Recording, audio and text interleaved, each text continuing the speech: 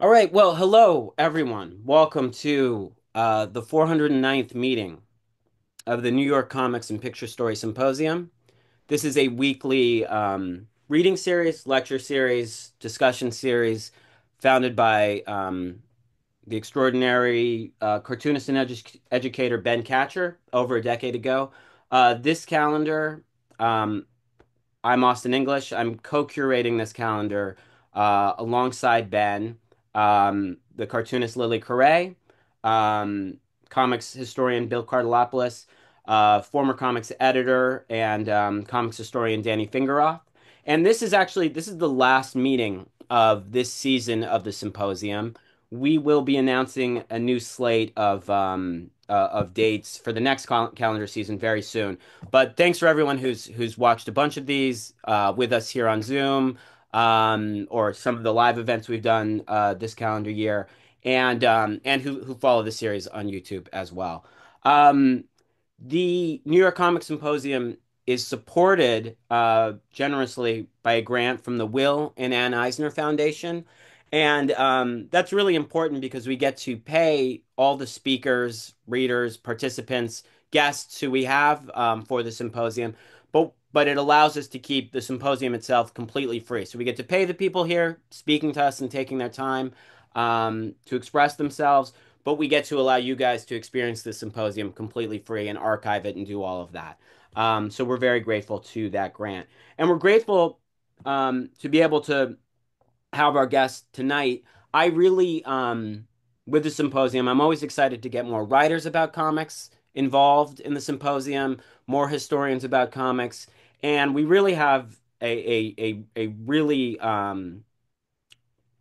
great one of the someone who should be at the top of our list to involve in this series, Marc Sobel, and he will tonight be discussing his new book, Reading Love and Rockets. Let me just admit someone here.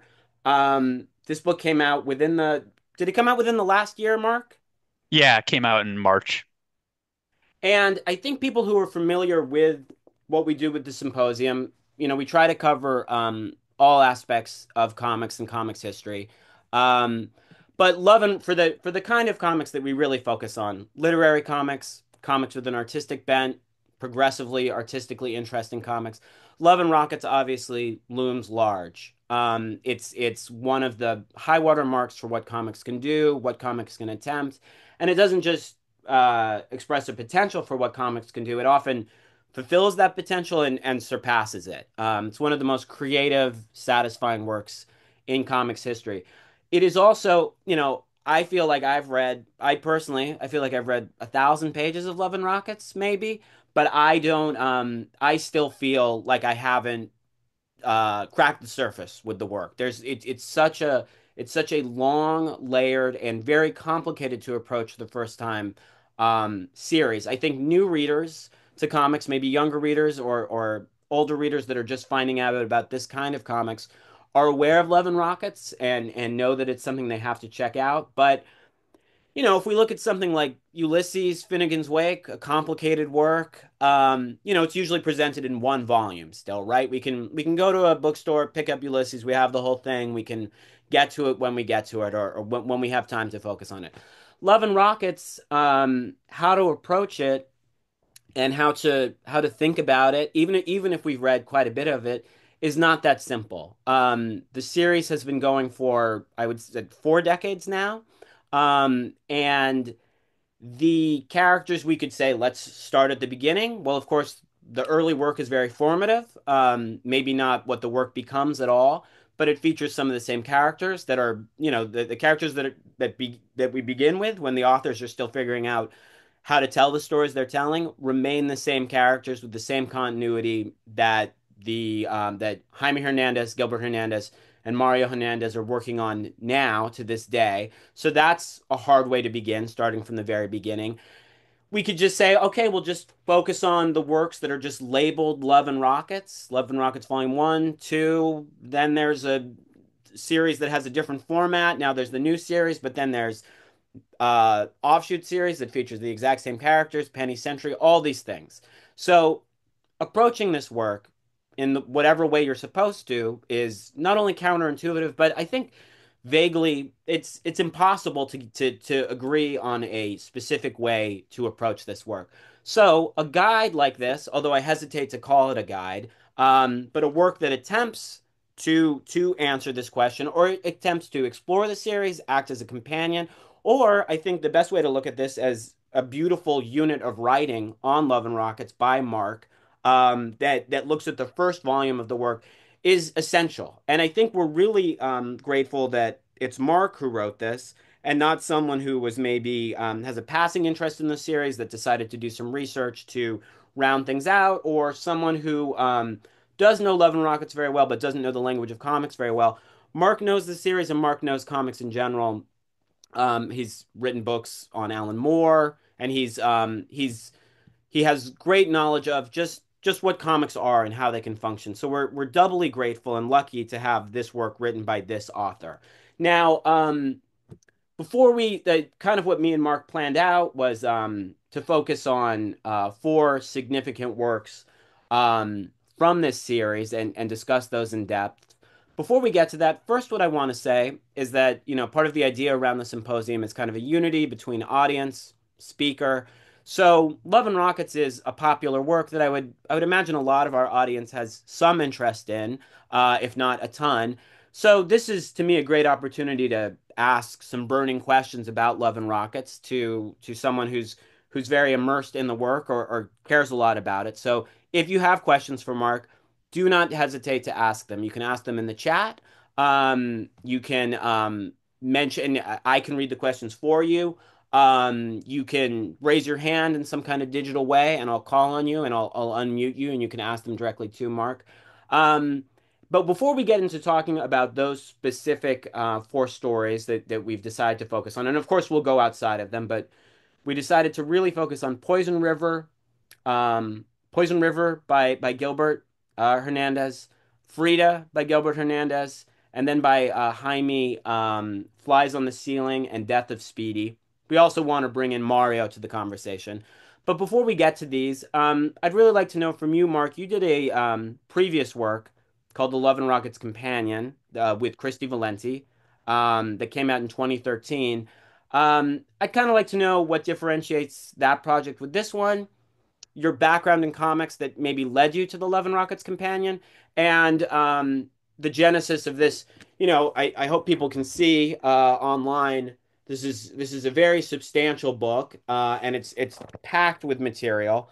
And so, kind of how long I know you were telling me how long this project took, but how long it truly did take. So let's maybe begin with your background in comics and leading us up to the Love and Rockets Companion. Yeah, well, thank you so much, Austin, and I really appreciate the opportunity to be talking with you tonight. And um, I've been writing about comics going all the way back to 1999. I never actually even really intended to be a comic critic or historian, but I've always loved comics since I was a child, and I've read them voraciously. I've collected them, studied them. I've talked to friends about them, and so I naturally got into writing about them. And back in those days, of course, in the 90s and early 2000s, there wasn't all this study and university academia focused on it. So it was very much just people on the internet, who had blogs posting reviews or posting their thoughts about stuff. And it kind of became a little bit more of a community as time went on. And, I started to get like a decent amount of readers, decent being, I don't know, a couple hundred maybe. But at a certain point, I started to think about what I was really trying to do, as a writer. And I realized if I want to really be adding something and beyond just like my review of the latest whatever issue, I wanted to really immerse myself in the classics. And so I was aware of Love and Rockets, but I didn't grow up with it. I'm a little bit younger than the Hernandez brothers. And so when Love and Rockets started in the 80s, I was a child. I was reading Marvel and DC stuff. But I decided to go on to eBay. I bought all 50 issues of the first series for, at that time, I think like $75, which was which was quite a steal, compared to what it goes for today. And I decided to do it to read an issue and blog about it, just as I always had done. And not knowing like how naive that would, how difficult that would become and how naive that was because I had no idea. So I read the first issue, I wrote about it. I read the second issue, I wrote about it. And I started to build up a little bit of an audience, including some of the folks at Fantagraphics, including the late Tom Spurgeon, who was, a huge proponent and really promoted the work that I was doing. And I guess around, I want to say 2010, I had done about 30 of these blog posts or so, 35, something like that. I had gotten really far, well over the halfway mark. And I went to Mocha, I think it was in 2010, and I met Jaime for the first time, and I met Eric Reynolds for the first time. And I found out that both of them were familiar with what I was doing and were supportive. And Eric kind of extended this opportunity to me to say, "Hey, if you can finish this, all 50 issues, let's talk. We might be interested in a book." And at that point, I had written no books, so I was very excited by that opportunity. Um, and so, I went back to it, but the reality was it's very difficult to write about Love and Rockets that way when you get to a certain point because it's not really episodic in the same way as it is in the earlier issues. It's much longer narratives. And so it would be like writing about chapter six of a book, Right. and it was, I basically, I couldn't finish the book.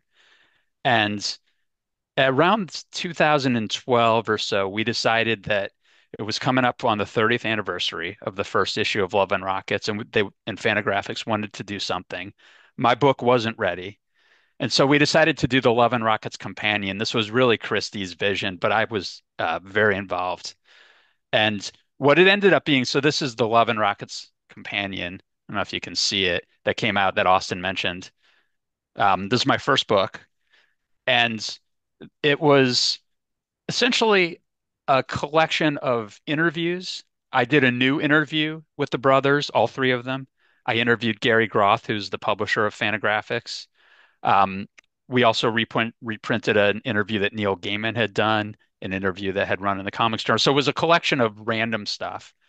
I think of the Love and Rockets Companion now as like the B-sides to a DVD. So the main feature is this, but the B-sides came out like 10 years before. So it was a little bit awkward the way it was published, but that's how it was. And I was very proud of the Love and Rockets Companion, and it's kind of a cool book. It has character guides and timelines and reference stuff. But it wasn't really what I set out to write. And after it came out, things kind of went on hiatus. I put it into a box, put it in my closet, and didn't look at it for a long time. And that's when I wrote Brighter Than You Think, which was a book I wrote for Uncivilized Books about Alan Moore. Alan Moore, the great writer of comics and now the great writer of novels. Um, that book I worked on for about 4 years, and it came out in 2017. Around 2018, I started talking to Fantagraph, reading Love and Rockets. And at that point, I kind of felt like I was a much better writer. I'd written two books. I knew what I wanted to do. And what I really had to do was go back to the drawing board and start all over, rewrite the whole thing, because now there was much more scholarship and much more um, scrutiny of comics. And there wasn't really a book about Love and Rockets. So I saw an opportunity, but I also saw, a need to redo my work and make it much more professional. And I started doing all this research and not just my own writing, but I started to discover like all these interviews, all these random, think pieces or reviews of a single story. And I thought, God, there's all this stuff just kind of scattered, all over the internet, all over the libraries. I can pull it all together into one book. And it was very ambitious, but that's kind of what I wanted to do. And so, you know, there's a lot more I could say about the Genesis, but that's kind of how we got to reading Love and Rockets. And the process took how long again of working on this book? Well, I started it in 2006 and it Oh, came right, out, so 17 years. because material in this was like the companion came first. So really the process begins with what was first the companion, but begins at that period in 2006. Yeah. And I really got much more serious about it in 2018. And I was writing this for no money. I had no contract. Gary and I would talk about it, and we'd, he indicated he wanted to do it, but I was just putting my faith and trust into him. But I just wanted to do it. It was a book that I felt should be written. It's a work that needs to be studied, that should be celebrated as well. And I just, I was enjoying it. So I almost think of it as like a personal project that, I was fortunate enough to get published with Fantagraphics. Let me ask you just a quick follow-up question on this. You talk about starting the blog and you're doing it issue by issue. And the Love and Rockets has been collected in so many different ways. When I was doing the research for this talk, I finally just decided I've made peace with these volumes. I don't love how the covers look. I shouldn't editorialize here, but I do think the entirety of the Love and Rockets story and the offshoots and the odds and ends have been collected in this library that looks like this. Um, when I was first getting into Love and Rockets, you could get them in these larger graphic novels that were story focused. I think Poison River had its own, it was more like it kind of was like the size of an LP switched around. But of course, before that, they were single issues. You began writing about the single issues. I've kind of developed this theory over time that Love and Rockets reads better as single issues because you're checking in on these characters. Even if it's a saga, you're checking in on characters for 8 pages. Then one of the other brothers will do a story for 8 pages, and you're going back and forth, and there's less of a sense of a novel. But reading some of your writing in this book contradicts some of that theory coming from the mouths of the creators. I wonder how you think Gilbert and Jaime and Mario, do they think of themselves as that problem you had writing about it issue by issue? Do they think of themselves as producing a comic book series? Are they writing for books? I mean, this problem that comes with Love and Rockets and the need for such a book, do they worry about? I sometimes I get the impression that they're just like, we're doing this, it'll come out in different ways, but we're working on a new 22-page issue, and that's our concern. I know you don't Yeah, speculate. yeah. I mean, I certainly can't speak for them, but I think looking at the body of work over the last 40 years, these guys grew up with comic books in their lives constantly. So they were very used to the serialized storytelling, that you get in a superhero comic or an Archie comic, where it's, a single story or maybe a two-part story. And so I think when they started, that was very much their mentality. But they just started to become more and more ambitious as time went on. And some of that was just kind of the zeitgeist of what was happening in the 80s. Some of it was Fantagraphics really trumpeting this idea of literary comics that can be sold in bookstores and read by people who don't care about that that pushed, I think, the brothers to do more ambitious works, and they kind of ran up against I think the boundaries of serialization. So a work like Poison River is a novel, it's so much more cohesive and enjoyable as a single work than it is in 13 installments, how it was originally published in the issues. So I think it's a bit of both, and then if you look at their career later, they came all the way back to the single issues again, and that's what they're doing now.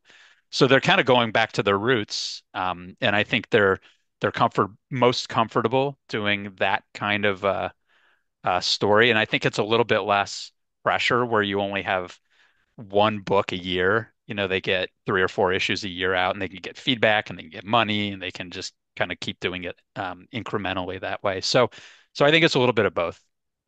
That brings up just an interesting thing where I do a class with students at SVA where we talk about comics criticism. And we talk about the effect that Gil Kane had giving these interviews in the Comics Journal and suggesting a certain aesthetic that, maybe some might debate that Gil Kane himself couldn't approach, but an idea of what quality artistically made comics could be. And before Love and Rockets hits, there's this interview with Gil Kane where he's ranting about the low quality of Archie. Archie is the worst kind of comics there can be. If Archie's out there, we're not going to see anyone take the form seriously. You know, maybe 5 years after this interview happens, Love and Rockets begins, and we know that, you're talking about them being immersed in comics. We know that Archie, Bob Bowling's work specifically, is such a huge influence on Jaime. And I always think it's a fascinating example of you can't it's they represent this, they're the Hernandez brothers are the fulfillment of, I think, what Gil Kane dreamed of, right? I mean, they're beyond his dreams of what comics could approach. And I think there's just it's you can't predict what will spark that, and what will be taken from the work that you might consider hopeless. Yeah, I mean, I think what they took from Archie comics and Marvel comics is the storytelling and the energy and the visualization and the transitions and the language of the medium, but then they just used that to tell entirely different kinds of stories that were much more, personal, much more ethnic, much more adult. Um, but to say that those old comics from the 60s, those kids comics, are trash is clearly not accurate. They were developing a language of storytelling, and the Hernandez brothers were, among other artists, were learning, you know, from all that, from all those works that they read. So, and now we go back and we look at it and we study it and we see like, oh yeah, this stuff was actually better than we, than someone like Gil Kane might have given credit for. Let's look back to Poison River, and before I ask you some direct questions about it, can you kind of put Poison River, a solo work from, I mean, they're all solo works, but one that, you can get in one volume by Gilbert Hernandez. Um, can you place it in context and maybe what leads up to it for Gilbert and how he gets to this point? Yeah. So Gilbert, I'm sure many people, but I'll just quickly describe Gilbert's work. Gilbert worked for years leading up to Poison River on a series of stories set in Palomar, which was a fictional Latin American village. And he had a whole cast of characters that were all very memorable, very lovable and distinctive, and had very rich personalities. And the central character in that tale was this woman named Luba. And Luba kind of appeared sort of in the broader community, but her story was kind of developing as Gilbert was telling these stories. Poison River, which came out, I guess, about 10 years after the series started, maybe nine, was Gilbert's most ambitious story, and it was all about Luba's life before the start of these Palomar stories. So that's, essentially it's a prequel to all of the work that had come before in the previous 10 years. But it's very much a character study about Luba, her family, and her life from birth until, the day she arrived in Palomar. And so Poison River begins in Love and Rockets number 29 Yes. in 1989.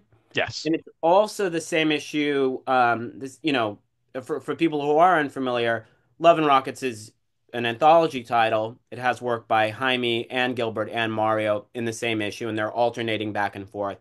Serials will begin from one brother. Maybe there'll be a one-off story by the other brother in the same issue. That particular issue where Poison River starts has another work we'll discuss later, Flies on the Ceiling by Jaime Hernandez. One of his, for me personally, my favorite story by Jaime. So it's what an incredible issue where this monumental serial begins from Gilbert. Jaime does this story. Can you I think there's always the desire to compare and contrast these two to me, they're very different comic book makers. Um, and I think it's sometimes comparing them doesn't do us any good, but they do appear alongside each other, working in the same magazine. Um, can you talk a little bit about how differently they are as storytellers in this moment, 1989, issue 29? Yeah, I mean, both Jaime and Gilbert are geniuses unto themselves who could do their own work and have done their own work. But Love and Rockets is very much a family affair, and it's part of what makes it, I think, even more amazing is that you have two brothers doing their own thing, but also pushing each other so much. Gilbert I would say Gilbert's stories around this time were very ambitious. He was really trying to write the great American novel. His stories were extremely dense. They were very laborious to read, but also like so rich in characterization, so rich in research detail, background, secondary characters. And, Jaime, I would say, was also writing very complex stories, but they weren't dense in the same way. He would use a lot of silent storytelling or minimalist storytelling or symbology. The other thing I would say is Gilbert is very extreme with his characters at around that point, and his character, he would not hesitate to draw extreme violence and extreme graphic, pornography, or sex. Maybe pornography is the wrong word. Whereas Jaime is much more restrained, a lot of things that, Gilbert might draw a huge panel of Jaime would leave off camera. And so there was some good balance in terms of the reading experience from one brother to the other, around number 29 in particular. From an artistic standpoint, I think both of them were magnificent visual storytellers. Knew how to compose a scene, ink, the whole thing. They lettered their own panels. Um, as we talked about, definitely a little bit cleaner and softer in terms of his compositions. Whereas Gilbert, I would say maybe a little more rough and craggy, but no less accomplished, just a little bit of a different style. So, those are some of the, I guess, differences and similarities, but both of them were magnificent at writing characters and humanizing them and giving them well-rounded personalities and voices. Seems, well, the contrast that comes to mind for me is I'll see Jaime do a lot of these things where a scene will be going on for maybe the scenes are very staccato, three or four panels, and then there'll be a transition within the page, whereas Gilbert at this time, it seems like I mean, he does that too. He has that tendency too, but he likes to, I think his scenes tend to last longer. They're almost like, they feel much more theater, kind of. I'm not saying theater's an influence of his, but they feel like they could be more theater pieces. Whereas I wouldn't say Jaime's doing a cinematic thing, but it's like the rhythm of Jaime will be like a transition without any. I mean, his storytelling is so strong that you'll understand the transition without him doing any explanation for it. Gilbert doesn't really explain his transitions either. He's not like, now we're over here. He's a strong enough storyteller, but he does seem, at this point at least, to have a little more, well, I wouldn't call it confidence, but he has more of a tendency to allow the scenes to build and more longer conversations with his cast.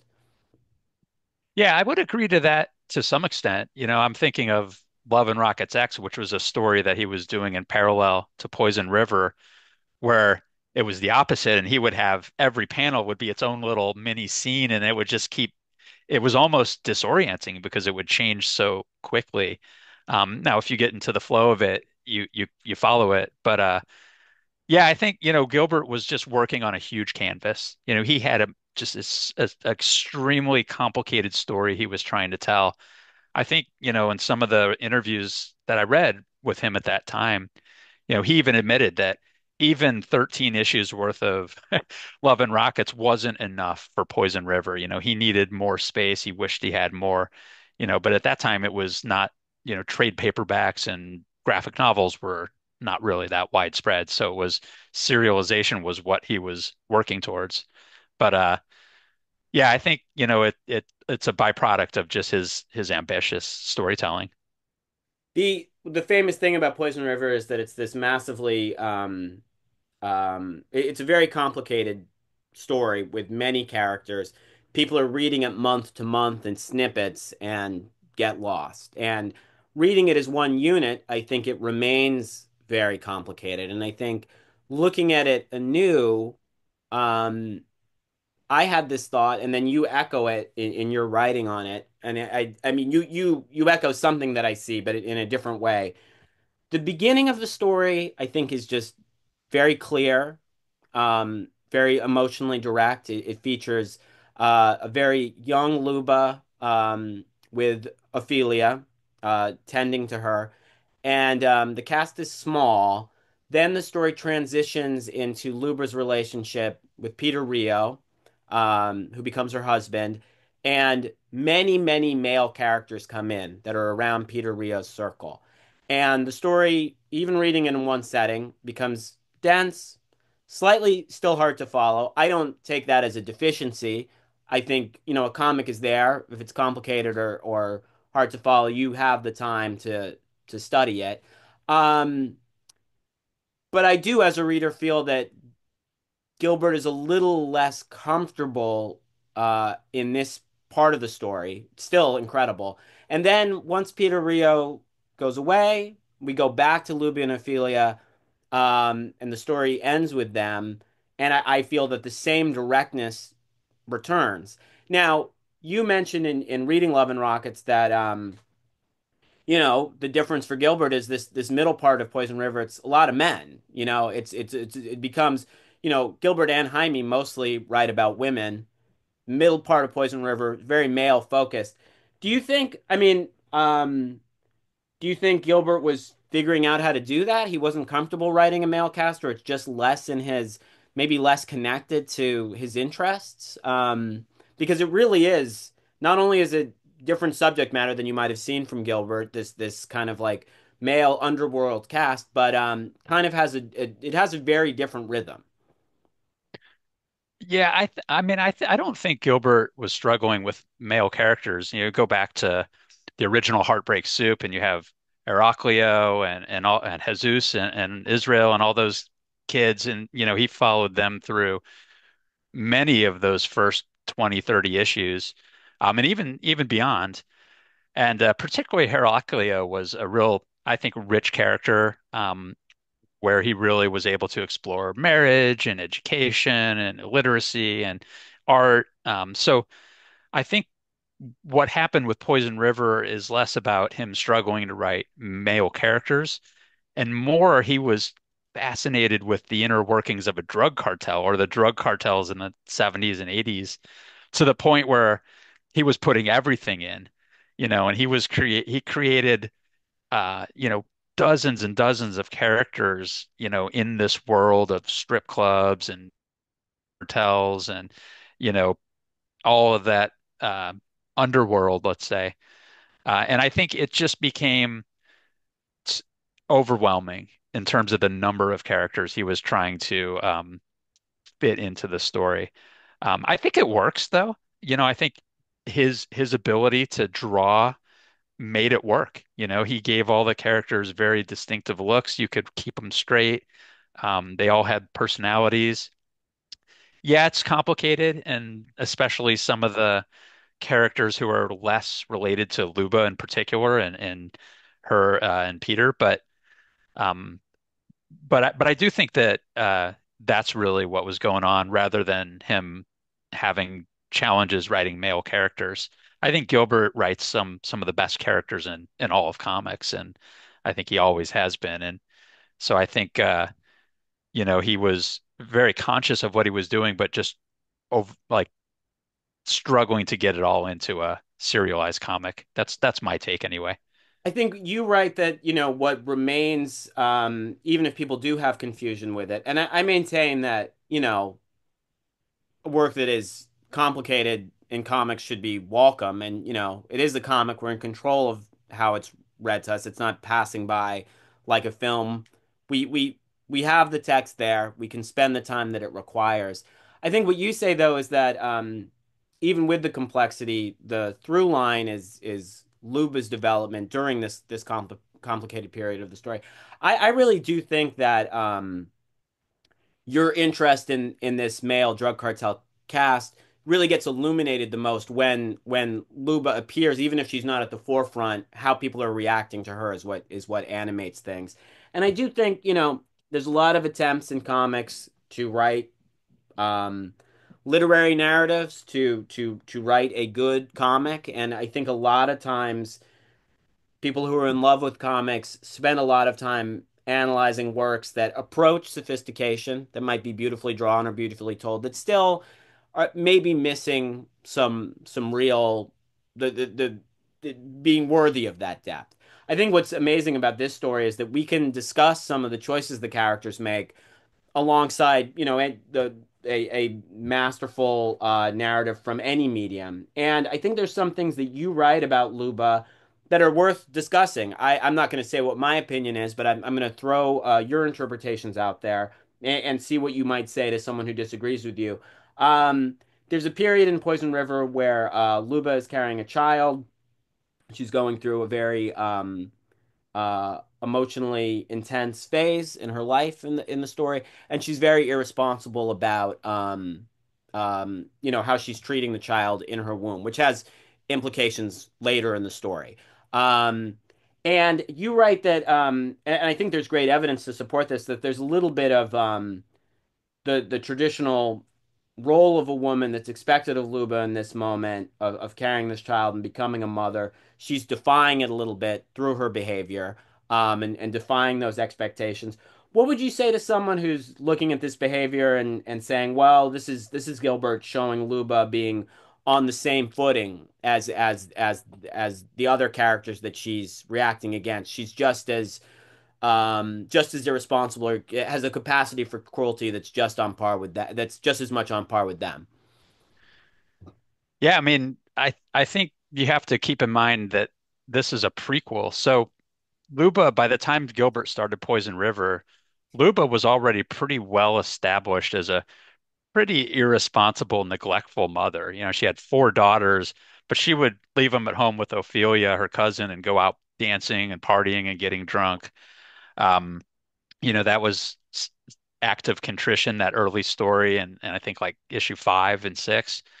Um, in human diastrophism, we learned that she had every one of her daughters had a different father, or there might have been, yeah, there was. So anyway, there were multiple fathers.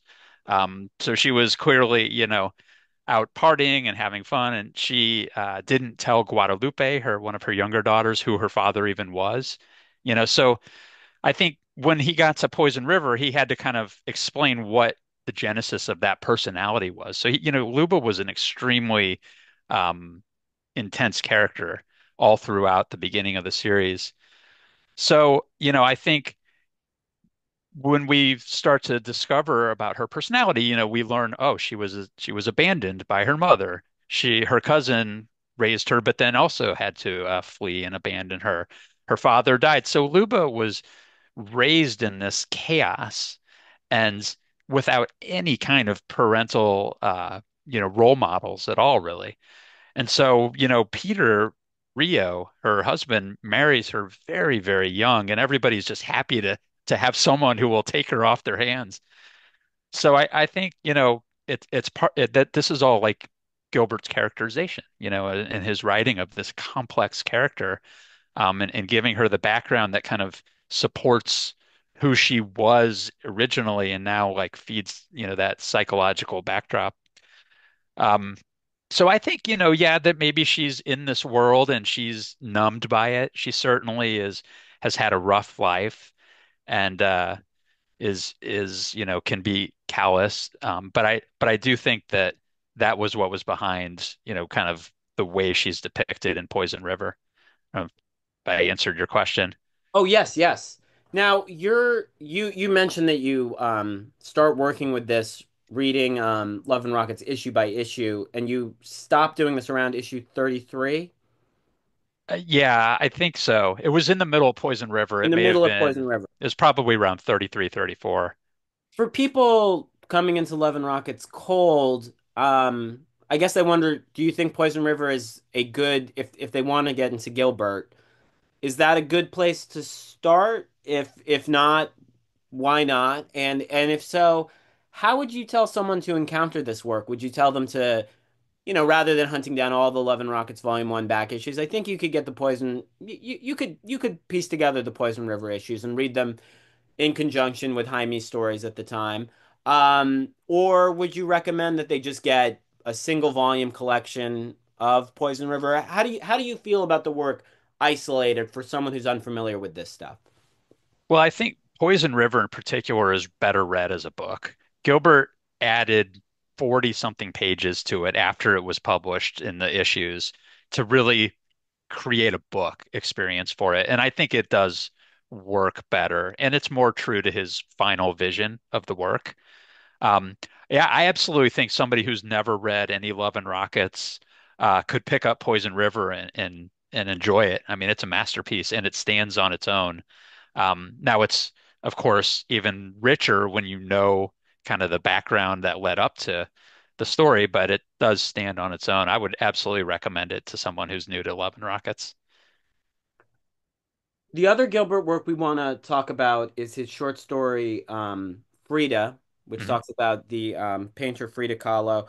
I um I want you to kind of just talk about some images from that in specific, but I do think Love and Rockets, I think, gets talked about as having this real. I think people that are into art comics but maybe suspicious of experimental styles of drawing love and Rockets because the drawing is always at an extremely high level, very representational. The storytelling is crisp. Um, they're traditional comics with non-traditional themes for comics. Frida, I wonder at the time when this is coming out, it has very non-traditional comic book imagery. Maybe traditional imagery for modernist painting, things like that. But for comics, it's a risky kind of style to present to a reading public. I'm kind of wondering what the reaction to that stylistic leap that Gilbert made with the story, and maybe if you could introduce Frida a little bit as well. Yeah, yeah. Frida was a one-off biography that Gilbert wrote just for a single issue. Excuse me, Kim Thompson wrote. Kim Thompson was the co-publisher of Fantagraphics, and Gilbert did the illustrations for it. But it's a biography, but what's so fascinating about it is that Gilbert did it using an amalgamation of Frida's imagery, and I'll show an example or two in a second here, and his own imagery to create this kind of perfect balance of someone who is an artistic hero for him and his own work. Um, and around that time, Gilbert was really contemplating what his role as an artist is. This is in the late 80s when Love and Rockets was, beyond uh, more popular than they had ever kind of imagined it would be, and it was getting a ton of press. And I think in Human Diastrophism, which was the graphic novel prior to um, Poison River, that Gilbert kind of uh, sort of culminated all of his character story arcs in. There was two issues in between the end of that graphic novel and Poison River where he was trying to kind of figure out what to do with himself, and that's when he did this Frida story. So let me uh, let me share my screen because I want to show you guys what I'm talking about here. Um, can you see that? I can see that you're sharing screen, yeah, and it should be about to pop up. There we go. Yes. Yeah. So this so this is one example of this is the title panel from the work, and it was only like a 15-page standalone piece. I think it was 15 pages, but you can see how much Gilbert put in there. So here's obviously Frida who is, stoic and staring at the viewer as she was in so many of her self-portraits. But then you have all these little you know, icons surrounding her that each has kind of its own meaning. So here you have like allusion to Picasso's Guernica. Here you have a symbol of a bomb with a silk ribbon, which is an allusion to a quote that somebody said that Frida's paintings were like a bomb wrapped in a silk ribbon. I'm paraphrasing it. Andre Breton, you can see here. Um, Here you have a character from Dick Tracy, Flat Top. Now, I don't think Frida Kahlo was reading Dick Tracy, but Gilbert was clearly a fan, and you can see how he's kind of synthesizing his interests and to the story. Here you have Diego Rivera, her longtime partner and husband. You have a Calavera. So anyway, you can see a lot of the synthesis. I'll show you one more example real quickly where Gilbert was um, influenced by B movies. So yeah, I think most people know that Gilbert is a huge movie fan. B movies, the horror and the those types of lower budget movies. He's um, tons of influence throughout his body of work, and you can see one example here. So this is an example of the movie The Brain That Wouldn't Die, and he can see he's kind of put that in the image there. I should also say that just in terms of my approach to writing about Love and Rockets, I didn't there were a lot of writers besides me who analyzed different stories throughout their work. And so some of the observations that are in my book are not mine, and I don't want to take credit for some of them. So I think as people read my book, they'll see that one of the things I was very diligent about is citing where I found something like this. So, I wouldn't have necessarily made the connection that Gilbert's reference to Frida's painting My Little Deer or The Little Deer had a missing leg, and the missing leg is a reference to when Frida had her leg amputated right before she died. So there are lots of little things like that. But I think what your question was, Austin, that's so interesting about this particular piece is just that he's telling her biography but using non-sequential images that are very abstract that take pieces of her artwork and mix them with other things.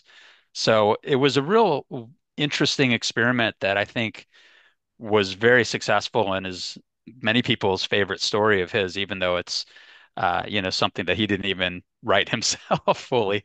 He collaborated.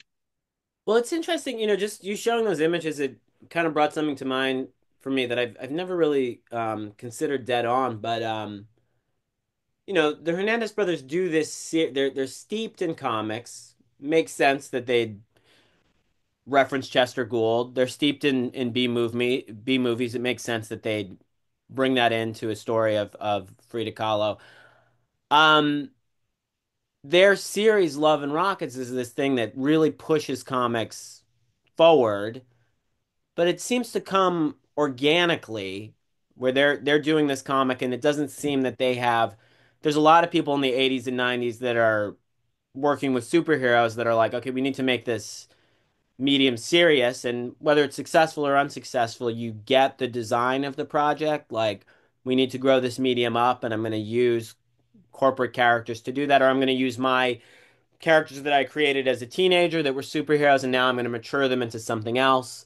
It always comes off successful or unsuccessful. You kind of see that design. Whereas the Hernandez brothers, it comes off this this taking this medium that they embraced as children and pushing it in this way. It comes off very organically.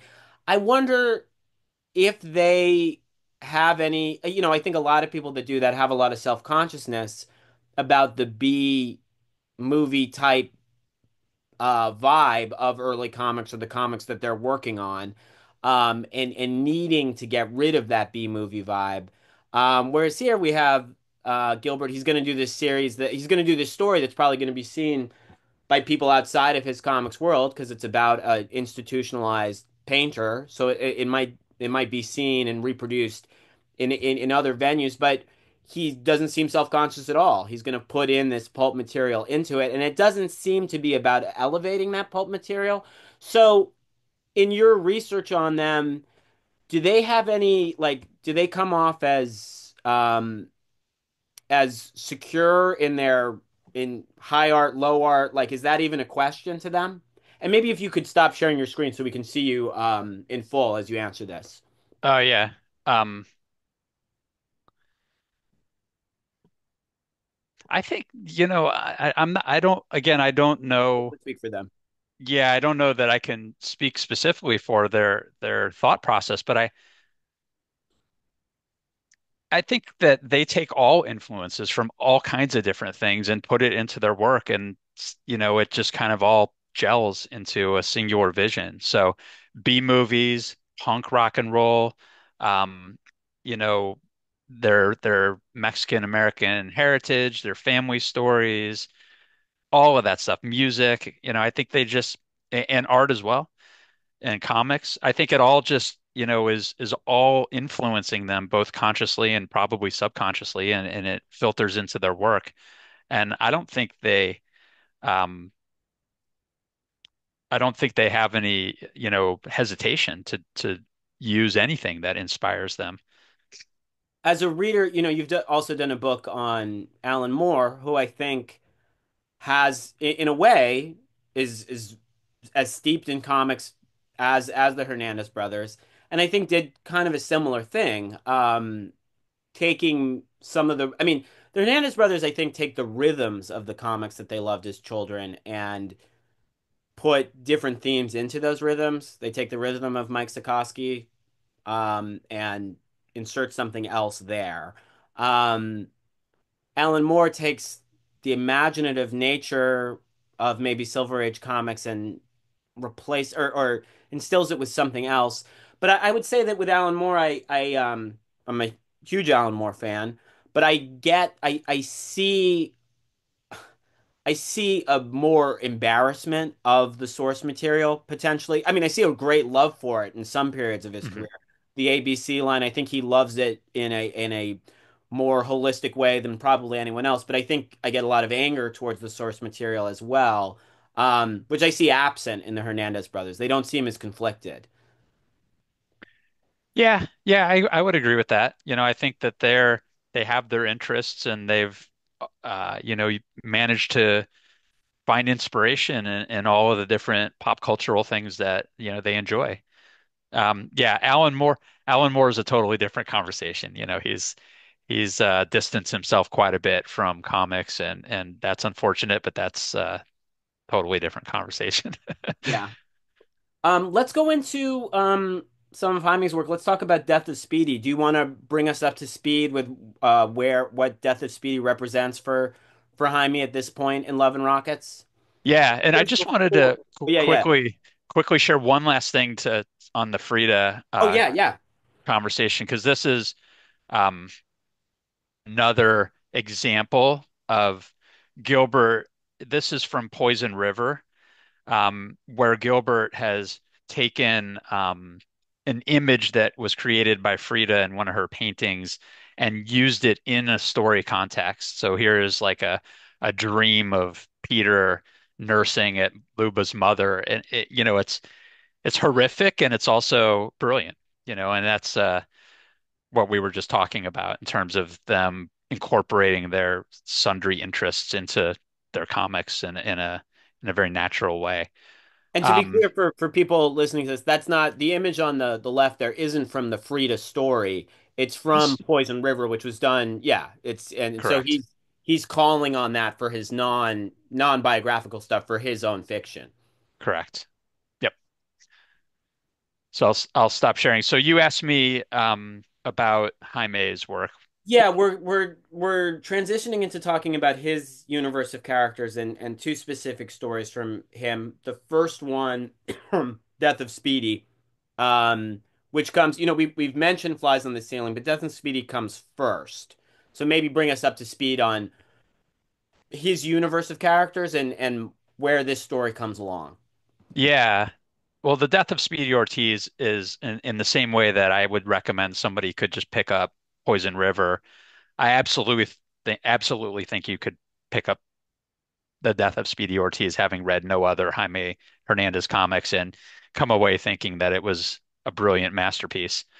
Um, the story itself, so it came around issue 21, I want to say. Um, and up to that point, Jaime had been telling stories using this cast of characters he called Locus, which were these young women, punk, Latina, Southern California women. And they all had very distinctive personalities. I imagine all of you are probably well familiar with Maggie and Hopi and Izzy and all of them. Um, but the death of Speedy Ortiz was actually something that Jaime went a little bit further back into his own personal past and was about growing up in the barrio of Southern California and Oxnard and being involved with lowrider gangs. And this story is really set in that world as opposed to the punk world that had been familiar up to that point. And so, it follows the same characters, but it's a little bit of a different setting. And it was very personal, and something that Jaime had experienced. He put a lot of his own personal experiences into the story, and it was just a three-issue story, and it's just a brilliant work. You mentioned in your book that this is the point where prior to this, people have thought that, and I don't want to do a qualitative comparison of Gilbert and Jaime, but I am interested in readers' reactions to work, especially one like Love and Rockets that does have a wide following. I think for a lot of people, Love and Rockets is maybe the only artistic comic they read. You know, it might be the one thing they go into the comic book store to check out. And you mentioned something interesting to me that prior to this, Gilbert is thought of as the writer, and doing the deeper stories, quote unquote. And Jaime is the one that does the more beautiful imagery. And Death of Speedy is where this changes. Um, I'm just kind of curious how you think, and we're not talking about our own feelings, but how audience, is this kind of something that remained consistent after this in terms of audience reaction? Like, is this what? Because whatever my own feelings are, I feel that people associate Love and Rockets now more with Jaime. Um, and I wonder, do you feel that this is the point where that shifts, or did it go in ebbs and flows? The unfortunate thing about Love and Rockets in the early days was that the brothers would constantly get compared to each other. Yeah. Now I think 40 plus years in, people don't do that as much. Maybe some people do, but I think generally we view their works as individual artists who happen to publish together. But in the early days, prior to Love, to the death of Speedy Ortiz, Jaime he's 4 years younger than Gilbert. And so he was, just out of high school doing stories that were very much like science fiction stories. They had the characters. They were much better than, Batman by leaps and bounds, but they were not the literary comics that like the death of Speedy Ortiz is. They were not fully adults, let's say, or maybe that's a bad term, but you know what I'm trying to say. And I wouldn't say exactly death of Speedy Ortiz is the clear demarcation line, but leading up to that, you could just see Jaime getting more and more focused on those individual characters and their personalities and their lives in, Southern California and pulling away from, the spaceships and the, jungle adventures and the stuff from the early issues. And the death of Speedy really was his most ambitious story up to that point in terms of, writing a real literary graphic novel.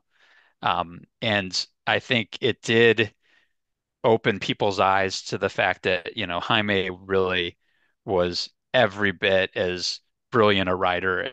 We already kind of had known that Gilbert was from earlier issues, but I think it's, not really fair to compare them. Now, going forward, I think, as you said, Love and Rockets is maybe more associated with Jaime. I'm not sure I would agree with that, but Jaime has stayed the course. He has continued to focus on the same cast of characters for, 40 years now.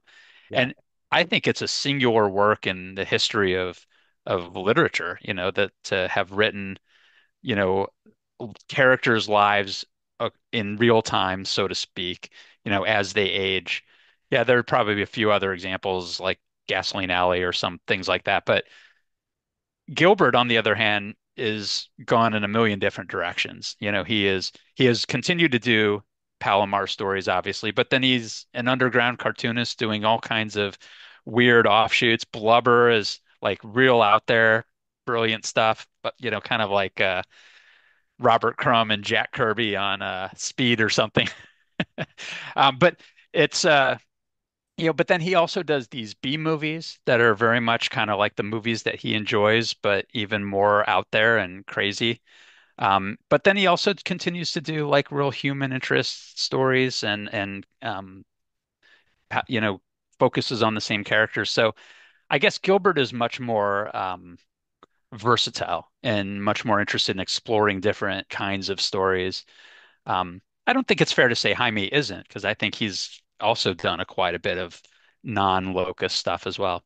They're both just extremely versatile, extremely talented um, artists who are capable of doing quite a bit of different types of stories.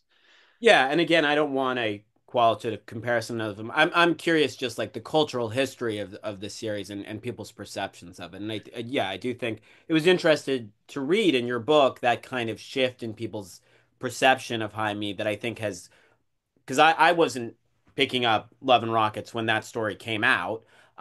So to real and I think that shift, perceiving Jaime as a accomplished writer, thinking that there was a time where it wasn't seen that way. It's very interesting to note Death of Speedy as that.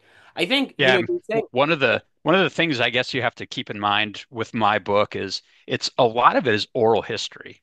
So I'm talking about the reactions that people had at the time when Death of Speedy was being published. And it was eye-opening for people at that point who had been reading mechanics, for years and years to see such a different kind of a story and such a mature story. Um, Now we look back at it differently, of course, but I tried to very much like give the perspective both in the moment that these stories were published and also looking at them, from a distance now in the future. So I think I hopefully I was able to strike that right balance. feel like a date with Hopi. That story. It's like a two-pager. Do you know the one I'm talking about? I feel like Mhm. that shows a change with Jaime. Like that's like him crawling out of the that feels very sci-fi free, you know? Yeah, that's the one where they're walking around town with her brother talking. Oh no, a date with Hopi is the guy who went on a date with Hopi. Yeah, like barely goes on a date with Eh, her. yeah, and falls in love with her, but she's not interested in him. Yeah. Yeah. When was that? Trying to remember when that came out. I think that was in was that in Penny Century or was that in the Love No, and no, Rockets Bonanza? I think it's in no, I think A Date with Hopi is in the I think it's pre Death of Speedy. I'm just saying that is Okay. my spotty like reading throughout the entire history of it and picking up and leaving off. That's the one where I feel the shift happened. It's not as accomplished as Death of Speedy, but sh shows a shift in tone. But yeah, let's focus back on Death of Speedy. And are you still? Oh, you were frozen for I, a second. I froze up for a second, but I'm still here. You're back. One of the best things about your book, and you just said a couple of times, is that there are these other voices in it, other writers who you select really in a considered way. And you have Todd Hignite writing about Death of Speedy, and he talks about how I think we can spoil the ending of the story, especially it's Death of Speedy. The character Speedy Ortiz does die at the end. So the story's been out. It's about 40 years old, and it says it in the title. So I don't think we're spoiling anything. Um, but Todd Hignite makes this, I think, really interesting point that we don't see the gruesome details of Speedy's death. We don't see him. We don't see we don't see any blood from him. It's and that to Todd Hignite, um, he says that this is kind of a rejection of comics history from Jaime, where it's left to our emotions, our imagination to imagine how gruesome this was. It's followed immediately by um, Izzy, Speedy Ortiz's sister, getting whispered something by Speedy, and it's almost kind of, you could, and then she's turns on the lights and Speedy has disappeared. That almost, yeah, you have the image here. It's a very beautiful sequence. Hmm.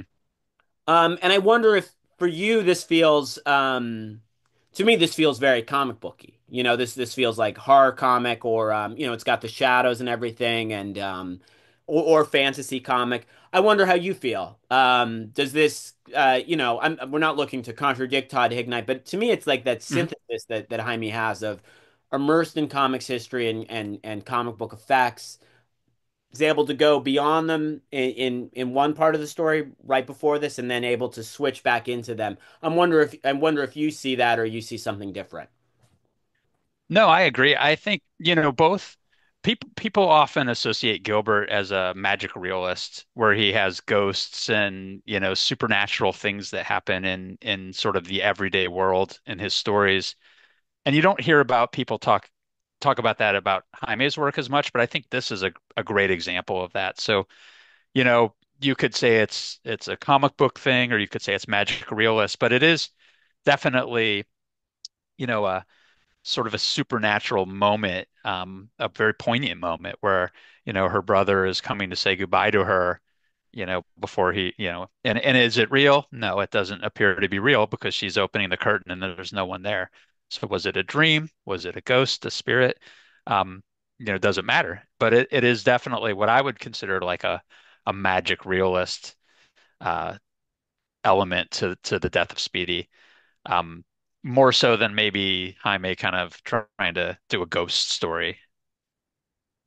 Let's if there's one story that I would use to introduce people to Love and Rockets and just the power of what this moment of alternative comics or just artistic comics could do, I would pick Jaime Hernandez's Flies in the Ceiling as just this distilled.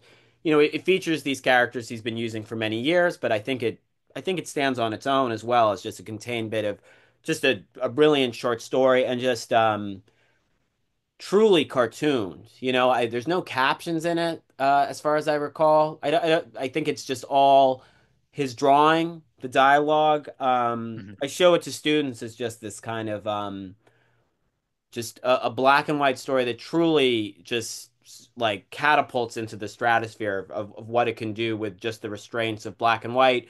No expo, there's you go into a bookstore now, you pick up a graphic novel from a major publisher. There's a lot of explanatory text, and a lot of mainstream graphic novels almost feel like illustrations of these gigantic captions. There's none of that in Flies on the Ceiling. I have a specific question about it. Can you intro us on what Flies on the Ceiling is and when it comes along? It's in the same issue that Poison River begins. Yeah, yeah. Flies in the Ceiling is such a brilliant short story. It's both these characters have been in the storylines for the whole arc of the series, but this particular character's name's Isabel, have really kind of been in the background. And there's been moments where she's been featured, but this was the story where Jaime finally really brought her fully to life and gave her a backstory. There had been all these hints about, um, that she had written a book, that she had fled to Mexico for some unknown reason, and her family didn't know, and her friends didn't know what happened. And Flies on the Ceiling brings it all together. 10 years of intrigue into this one brilliant, you know, 15-page story. And so is that a good intro? So it's Yes. essentially the story of Isabel Ortiz, who was one of the supporting characters in Locus. When I show this work to students and I think one of the things it does is it does a little bit of what I was talking about, the difference in their storytelling, where it moves on a dime. A sequence will go for a few panels. Jaime will transition it without explanation, but his storytelling is so assured that you don't um, you don't need much explanation if you're reading it. If you're just taking it in and it does that transition for you. A lot of times, what students will ask is there is a lot of visual metaphor in it, um, and I wonder, or they ask if it's visual metaphor. That's the key to it. Is this happening literally? I can show an image here. Hmm. Um, Give me just one moment.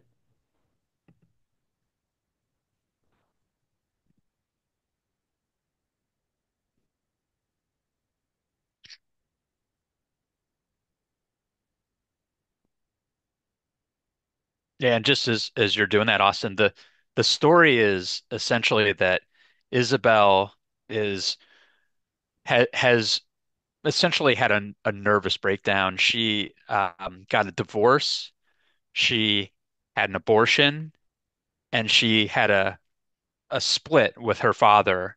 And all of these things happened very quickly, and she fled to Mexico to escape, this trauma, and try and sort herself out. So that's sort of the background of this story. So we have this moment where she's vomiting up these these reptiles, and Jaime depicts it, with the precision that he depicts things. And Hmm. so students wonder, they're trying to respond to this work, and I think they go through an emotional passage with the work, but then they wonder, there's so much of this happening in the story, things that don't seem literal but are presented without, there's not, the lines don't go fuzzy around the image. There's not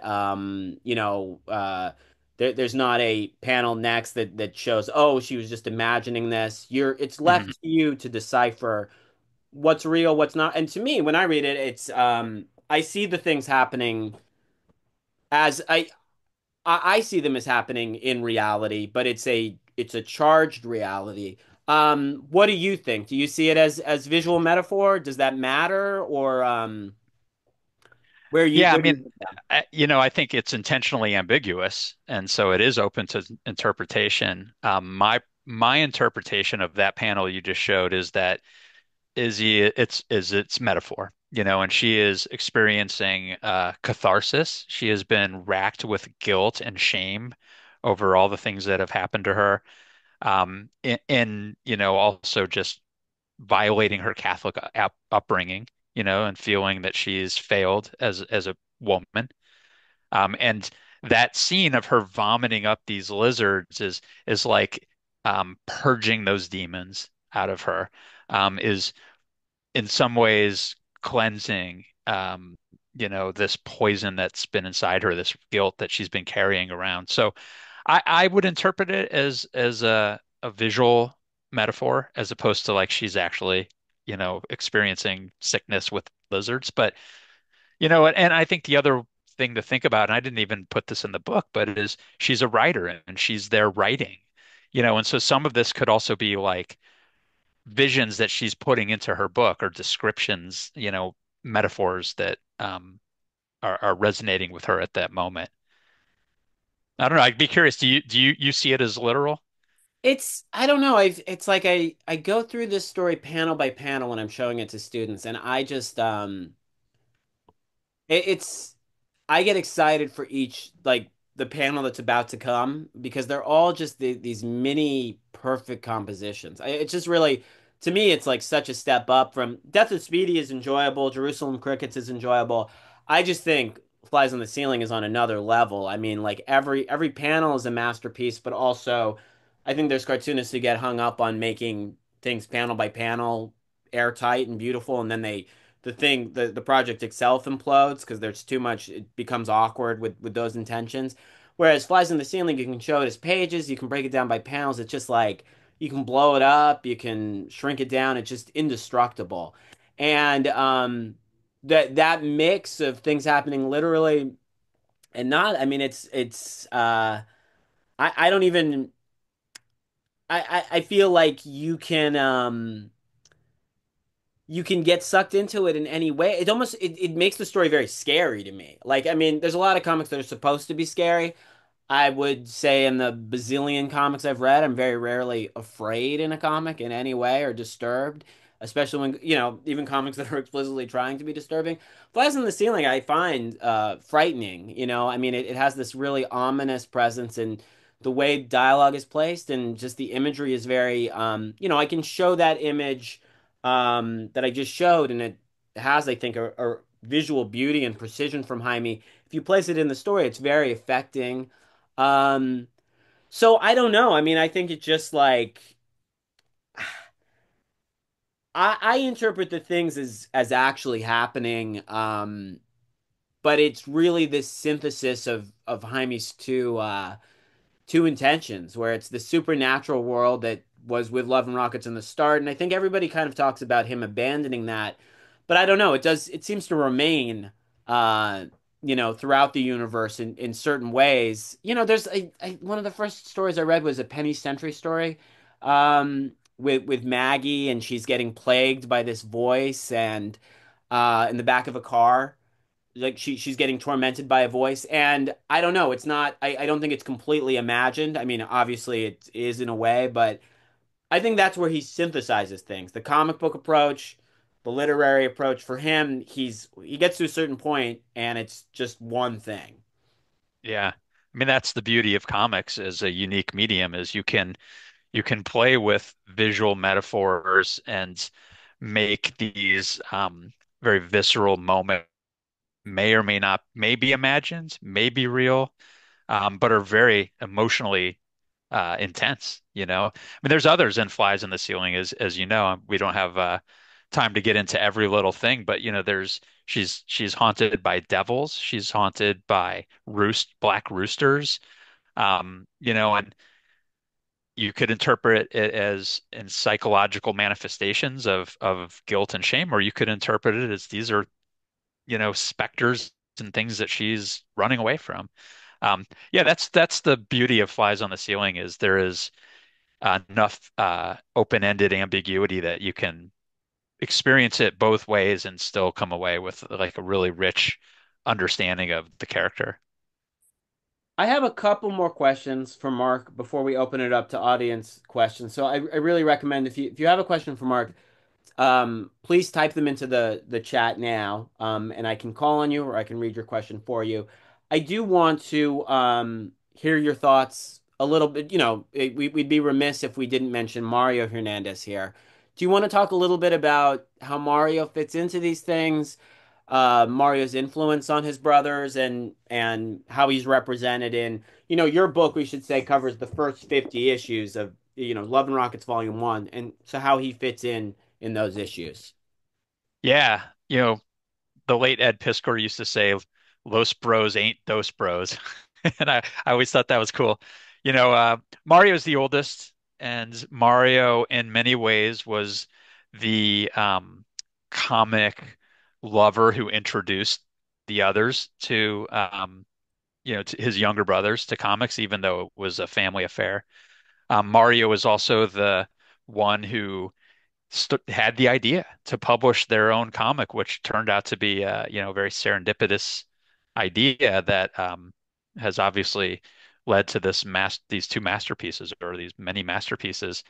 Um, and Mario himself was an artist and you know, may well still be working on stuff.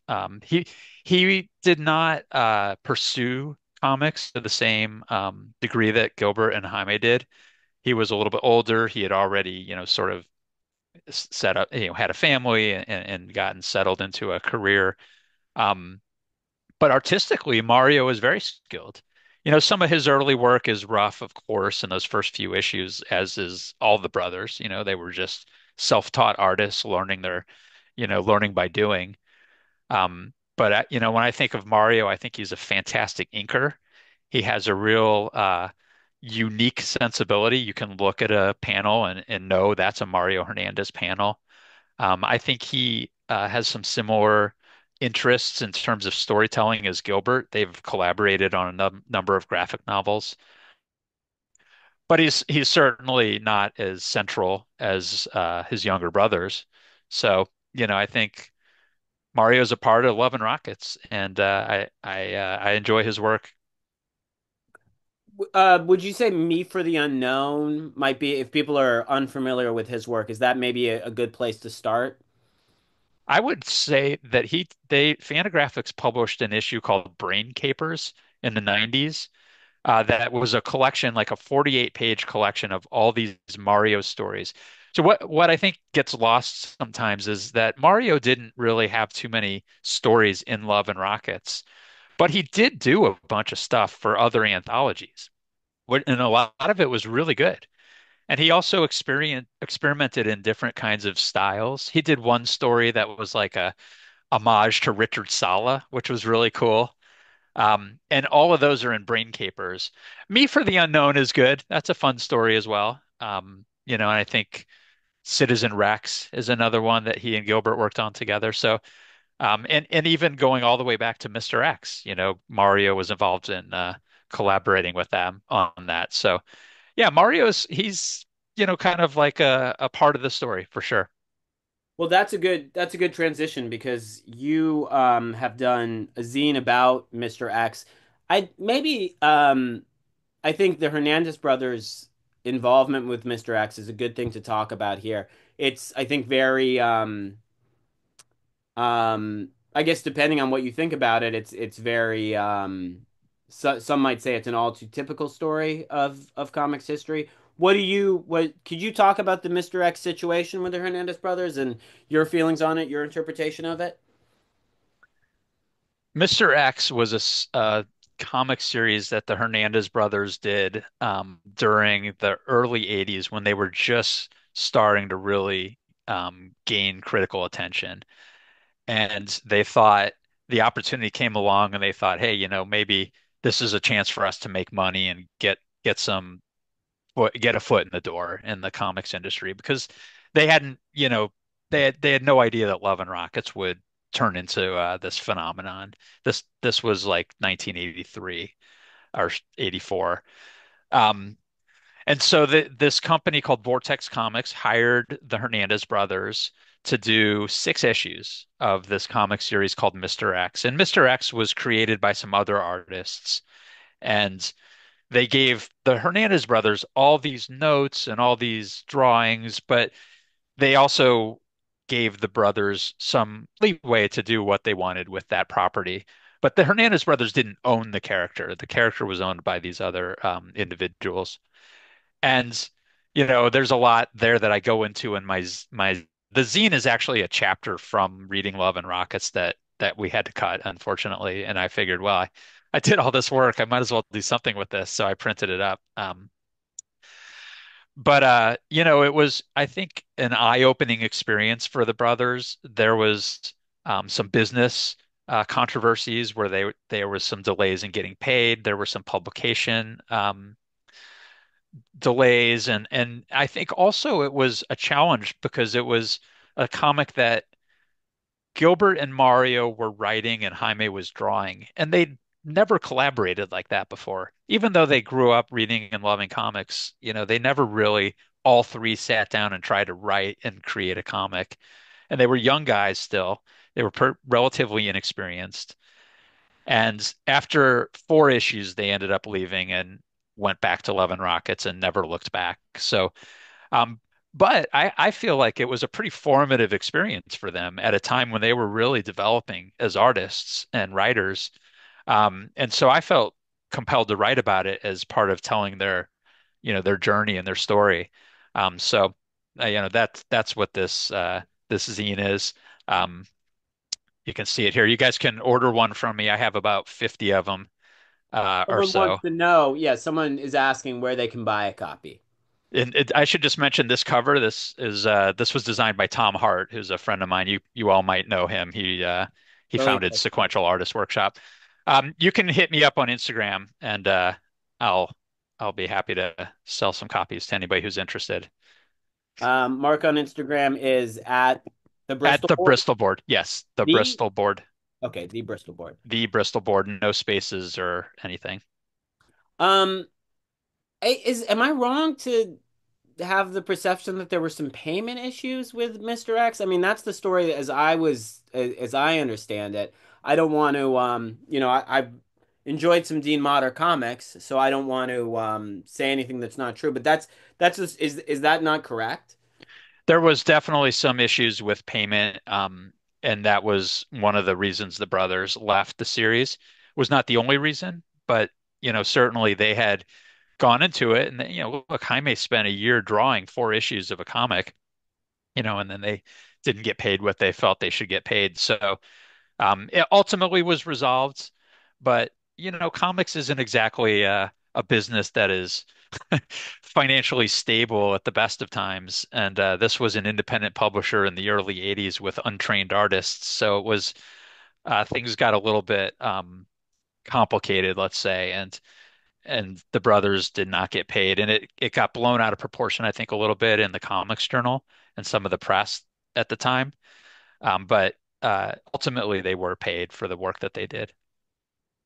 I might want to circle back to that in a second, but Samesh would Yeah. like to know, can you tell us a bit about what you've learned of how the brothers approach writing and in particular maintaining story continuity? Do they make a lot of notes and chart everything out? Is a lot of it in their heads? How do they keep track of the threads for all of the characters? That's a great question. Yeah, I mean that's a question they would probably be better positioned to answer. But I mean, Jaime definitely goes back and rereads his old work quite a bit because he's building on it, indefinitely. When I spoke to Gilbert, and the brothers were very willing to speak to me, and we had many touch points over the many years I've been writing about them.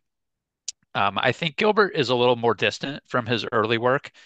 So, and then the other thing is, the Love and Rockets Companion has comprehensive character guides and comprehensive timelines. It has family trees for all these characters, and I created all that. So I know that they've at least referenced that a little bit. So that, I think that's helpful for them to kind of keep it all straight. But no, that, this is their work. They know what they've done better than anybody, and I think they are able to keep it all straight. Ryan Evans has a question. Ryan, do you want to unmute and ask your question? Yeah, thanks so much, Austin. Thanks, Mark, and thanks, Austin, for the fantastic conversation. Really enjoying it. I think you alluded to this before, but I'd love to hear you talk a little bit more about both the brothers not writing exclusively about women, but focusing on women a lot in their stories, and also Jaime's stories focusing on queer culture and queer experience, I think, with Maggie and Hopi and others too, and where that comes from, and how that came to be. It seems like a unique kind of aspect of Love and Rockets to me. Yeah, that's a great question, and there's so much there. The brothers, of course, I think for those you who aren't aware, their father died when they were very young, and they were raised by their mother and their grandmother and some aunts and cousins and family who lived nearby. And so they were very used to women and seeing women as people, and they were very committed to making women characters who were very well-rounded and realistic, who were strong women, who were smart, who were powerful. And I think that's just somewhat part of it is informed by their upbringing. And then the queer culture stuff, I think, part of it is probably just who they are and how they see people, and part of it is, being punks, and being very accepting and outsiders and people who aren't, mainstream heteronormative. Did I answer your question? Yeah, absolutely. Thanks so much, Mark. Appreciate Mhm. it. Thank you. Just a bit of a follow-up to that, Mark. I agree with that assessment. I could also see someone flipping through an issue of Love and Rockets, not knowing what it is, and saying, "Oh, this seems deeply sexist." I could see that reaction coming from someone seeing it just off. Have they had to contend with that, or have there been responses to the series in that way? Just in the cultural conversation around the series. Obviously I don't view it that way, but I could see someone coming to that conclusion. Yeah, definitely. I mean, they're especially with Gilbert's characters because they are, these very buxom, to an excess, the way he represents them. And sure, there are people who, on the surface, if that's what they're reacting to, they might see it as sexist or misogynistic. Clearly, when you read the work and you explore the characters more, you see that that's not the case. That these are just the characters that, that's how they're defined. And Gilbert goes to great lengths to humanize Luba and Maria and his other characters, despite them having massive breasts or being very sexually promiscuous. So I think at a certain point, they stop caring. They understand that, if somebody's just going to have a snap judgment about something from, just flipping through it, there's not much they can do. And they're true to their punk nature. They're going to tell the stories they want to tell, and people will read them and understand. Yeah, I think it gets back to that kind of they're less of a struggle for them about uniting high and low, like, the question of high culture, low culture. They don't seem as concerned with that divide. I mean, I think it's in that too. These are, they tell stories in this way. They know who they are as people, so they're not necessarily censoring one side of their interests to get at the other side of their interests. It's a unity of those two things. Jazz Jacoby has a question here. I'm going to read this. Austin and Mark, you both have spoken about the different efforts to reformat Market the Sprawl of Love and Rockets and the examples of entry level recommendations for new readers. But do you think at all that the 4 decades of work, thousands of pages, dozens of characters, nature of these stories, the vast detritus of it all, tends to be an impediment to Love and Rockets being more fully embraced by novice readers, booksellers, academics, etc., compared to some cartoonists' more succinct, compact bodies of works. That's not even getting into the constant problem of handing someone a Love and Rockets book and they flip open what I present as a serious artistic work, and what they instantly see is multiple panels of watermelon-sized bosoms, which we just talked about. Hmm. Yeah. Yeah, absolutely right. I mean, it's a challenge for the brothers to for readers, I should say, to know how to engage, that volume of work. But there are resources, my book being one of them. I think that there are plenty of Fantagraphics has a reader's guide. There's a YouTube video which I shared a while ago, where a guy really broke it down where the best places to start are.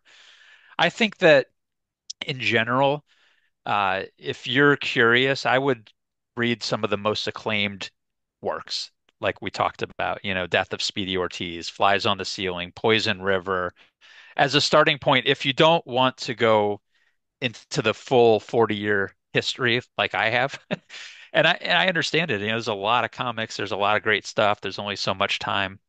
Um, and maybe you don't have the interest to go fully into it.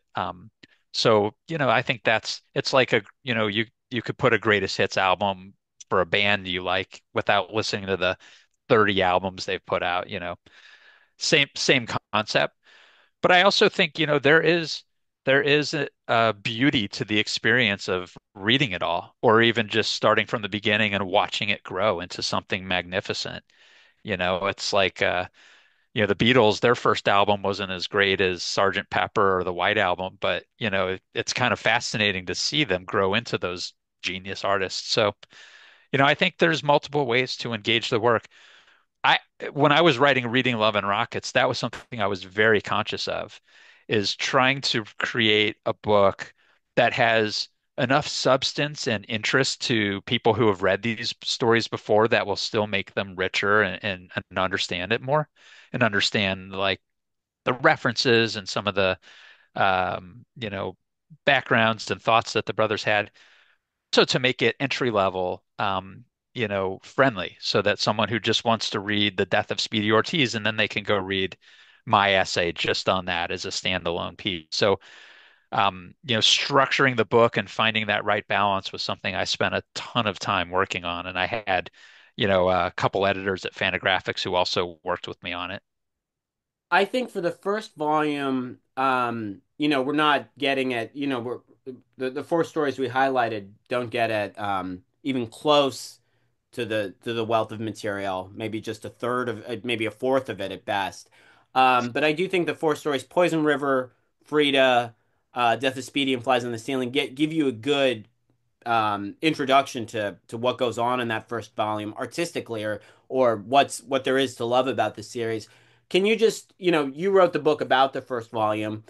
Mhm. Can you just, beyond the first volume, could you maybe talk about some highlights of, Luba goes on. I have some single issues of her series Mhm. here. What are some stories that maybe beyond the first volume that you would put next to these as part of like a greatest hits canon, if we're gonna view it in that way?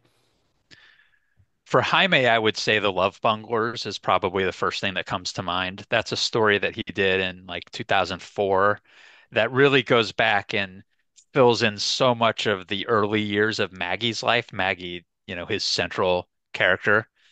And it is an absolute masterpiece. And it reads well on its own, even if you're not that familiar with Maggie. Of course, like Flies on the Ceiling, if you're familiar, you've been reading Maggie for years, it's even more rich and brilliant because you are learning so much about this person that you already know. Love and Rockets has such a cult following, and so many people, these characters are so important to them, and they've grown up with them, and they were punks when they were young, and now they're adults and they're seeing the same kinds of experiences. And so, for people who've experienced the characters over many years like that, Love Bunglers is just extremely satisfying because it's like someone telling you about their childhood and what all the things that they've kind of hinted at but never really revealed. So for Jaime, Love Bunglers would be maybe the one I would recommend. Um, Gilbert's a for more Gil complicated, well, but Gilbert has gone like Gilbert is goes in a lot of different directions after the first volume. And there's so many different types of stories that he tells that, psychodrama. Gilbert, one of the things that Gilbert has really done a lot of is these B-movie books starring Fritz, which is another character that he's become sort of central to his body of work. I'm a big fan of a book called Hypno Twist, which was one of those B movies that came out around the same time, actually. I just think it's this beautiful, dreamlike, manic story that is just, and it's all silent and it's just absolutely beautiful, and crazy. If you want to read a story that's more grounded, like the Palomar stories, I'm a big fan of Children of Palomar, which was originally published as New Tales of Old Palomar. Um, I also think Julio's Day, which was serialized in Love and Rockets Volume 2, which is just the life story of a man and in increments, day by day. Well, it's not exactly a day by day, but it's a story of this man named Julio. It's been a while since I read that one. There's so many. These guys are very prolific, and there are just hundreds of books that you or hundreds of entry points, but those are a few off the top of my head. yeah, I There mean, are definitely places not to start as well, where would because those the be? way, yeah, well, the way they serialize works, if you pick up something and it's chapter three, Right. of a story, and it's particularly with Gilbert, with Jaime, you can kind of dip in at any point, I think, and at least get a sense of who these characters are, if not their full history. Sorry, you were going to say something, Austin? No, I just think it's like in the last year, Gilbert has put out, he's put out multiple issues of this series, Psychodrama Illustrated, which, if you're uninitiated to his work, if you've heard how important Gilbert is, I think this would be baffling to you. But then, I mean, I think it's some of his best work. Um, but then there's books that come out like Proof That the Devil Loves You, which are formatted in a more bookstore friendly way, but I don't understand the logic necessarily of phrasing that work in book format and some of the other work being in comic book format. I assume Gilbert is involved in those decisions, but I mean his project at this point, if we're talking about his project since Love and Rockets Volume 1. If we're talking about, Jaime's characters being this singular example in American fiction of these characters that age, he's stuck with them for 40 years. I think what Gilbert is doing just in him as an artist, I think in the last 20 years, I really I think in phone conversations we had leading up to this, he talks about himself as an underground cartoonist.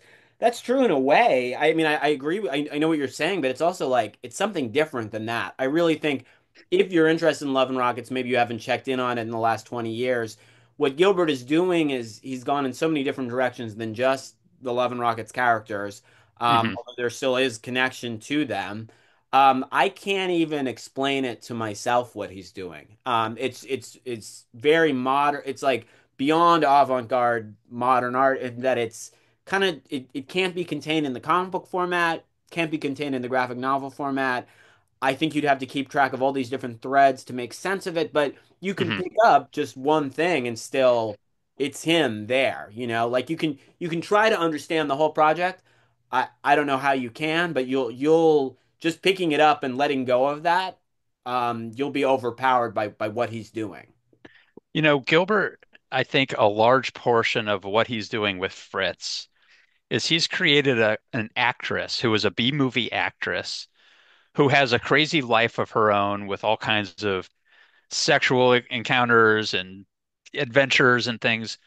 But then, and he'll tell those stories, and those can be difficult to keep track of with her family and her kids and stuff.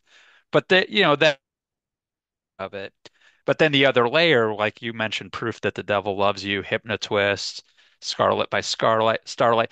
There is he's creating this filmography for Fritz. And so, it's a perfect conceit for him because it allows him to do these B movies, which he's so steeped in and knowledgeable about and loves that, type of story. It allows him to have an actress to follow to create this big body of film works. So that's what those books are. And then I think, the other stories that are in Love and Rockets tend to be more about the off-screen character. Right. But you're right, it's very it can be very it's a lot to keep track of, particularly when it's sort of serialized over time. But I think with the B movies, you could just read one of those as a standalone, and they're wild. Yeah. Their imagination run wild, and they are really fascinating. And some people hate them, some people love them. I happen to be one of the people who loves them. I think you really, I mean, and I don't want to keep you, we're approaching the 2 hour mark, so I don't want to keep you much longer. But one thing I want to say about Gilbert is someone who's in this medium, someone who's attained this kind of critical acclaim. Um, the tendency, I think, for most people would be like, okay, I'm going to do some tidy. Maybe I'll do a book length biography of Frida Kahlo. Maybe I'll do a Diego Rivera bio for a large publisher. But instead, he's doing works like this that I think would defy the expectations for someone who, there's a PBS documentary out about the Hernandez brothers now.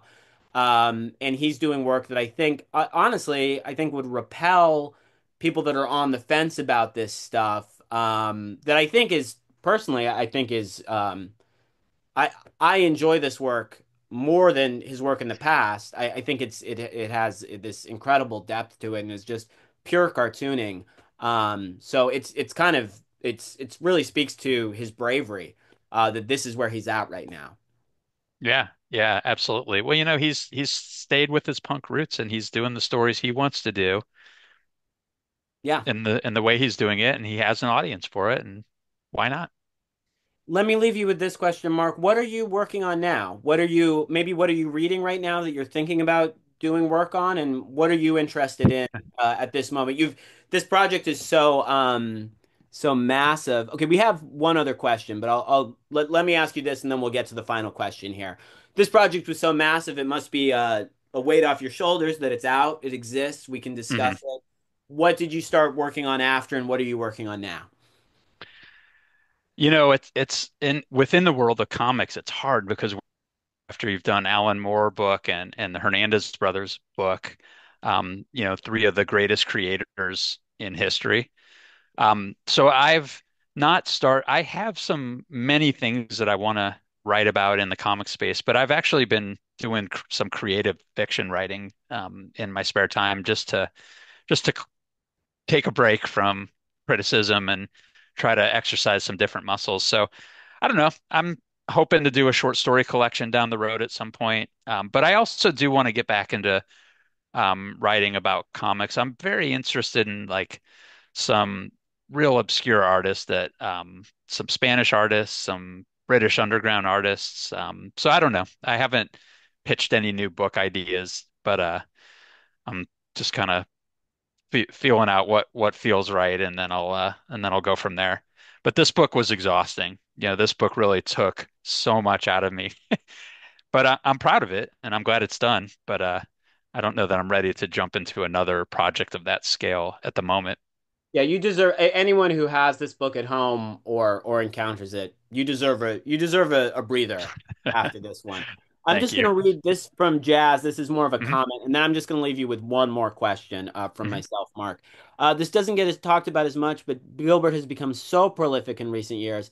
It's perhaps tempting to his readers to try to cohere his many directions into a singular effort, and the work confounds that take. Yeah, which I think is a bit what we were talking about.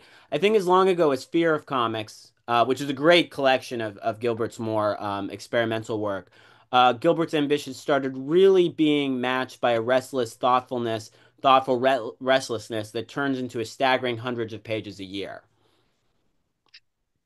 Yeah, I mean, Gilbert, that's exactly right. You know, Gilbert has so many different interests that are not not they're just completely separate, and I think that's what makes him one of the greatest cartoonists of all time because he's has the ability to do these crazy off the wall, sex comics and then these weird alien comics and then these underground comics and then Julio's Day, this like quiet story of a man's life, and it's all the same artist, but they're complete you wouldn't know it. They're completely unto themselves. And so I think that versatility is something that is what part of what makes him great. I'm gonna leave you with this question, Mark. I think you came into when I was working the register at Desert Island. You came in once and you had like there was like a Dracula comic that you had just purchased, European. And I heard people talk about it before, but can you just talk about that a little and remind me of the name of it and maybe tell anyone who's interested in this would be interested in this comic. So Was this, gosh, I don't know if you're talking about um the Spanish anthology of cartoonists that were I don't think it published was in the a Spanish 70s. anthology. It was an original work. I'm sorry to catch you unprepared with this, but I was meaning to ask you, and I thought it might be interesting to people listening. It's like a very charged, almost like psychedelic looking European take on Dracula from the 70s or something. Anyway, Yeah, yeah. Oh, so you asked me what I'm working on. I've had this book on the back burner. I have a whole unpublished book that I haven't done anything with, about an artist who. So that Dracula series is unrelated to anything Love and Rockets. It was um, a short-lived anthology of Spanish artists who were doing this really cool experimental work um, in the 70s, and there was some issues that were published in English that I happened to luck into.